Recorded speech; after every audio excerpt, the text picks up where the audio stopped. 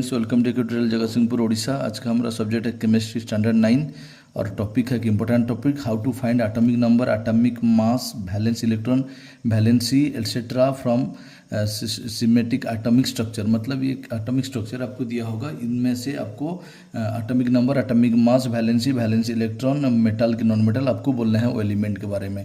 Question देख लेते हैं, इसको डायग्राम आप देख लीजिए। The given figure represent the atomic structure of an element और of an atom of an element Y. Write the following information about the element आपको बोला है यहाँ पे about the Y, element Y के बारे में आपको बोला है। क्या क्या करने के लिए, लिखने के लिए, क्या क्या निकालने के लिए डायग्राम से ये आपको फिगर दिया है। तो atomic number of Y, atomic mass of Y, valence electron of Y, valency of Y should be metal और नॉन मेटल, ये बोला है। तो अब डायग्राम को पहले अच्छे से देखना है। आपको डायग्राम यहाँ दिख रहा है, इसको न्यूक्लियस बोलते हैं। यहाँ पर 8p मतलब 8 प्रोटॉन है और 10n मतलब 10 न्यूट्रॉन है।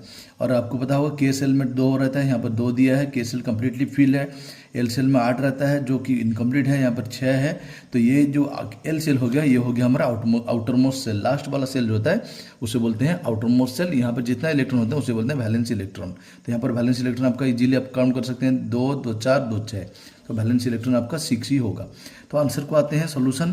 From the figure number of proton equal to 8, आपको दिख रहा है पूरा 8p मतलब number of proton p equal to कितना दिया 8 एंड 10n मतलब नंबर ऑफ न्यूट्रॉन कितना हो गया n इक्वल टू 10। तो वी नो दैट, हमको पता है atomic number z, atomic number को z में लिखते हैं। Atomic number z equal to p equal to e equal to 8। मतलब एटॉमिक नंबर किसके साथ इक्वल होता है, number of proton number of electron साथ इक्वल होता है। तो कितना हो गया हमारा 8। तो पहला answer atomic number of y जो बोला था, so atomic number of y कितना हो गया 8, पहला आंसर मिल गया। उसके बाद मास नंबर, आपको फॉर्मूला पता होगा। एटॉमिक मास ऑफ y व मास नंबर हम किससे निकालते हैं, it is the sum of number of neutron plus proton और number of neutron plus atomic mass, atomic number और number of neutron plus electron भी आप बोल सकते हैं।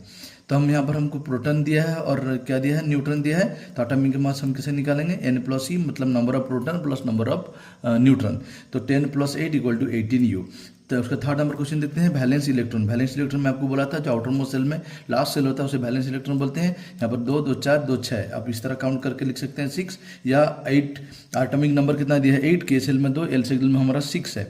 तो L6 में 6 है मतलब वैलेंस इलेक्ट्रॉन 6 होगा। देन वैलेंसी, वैलेंसी यहाँ पर 8, अगर मैं आपको बोला था 3 से ज़्यादा रहेगा तो आपको 8 माइनस करना पड़ेगा।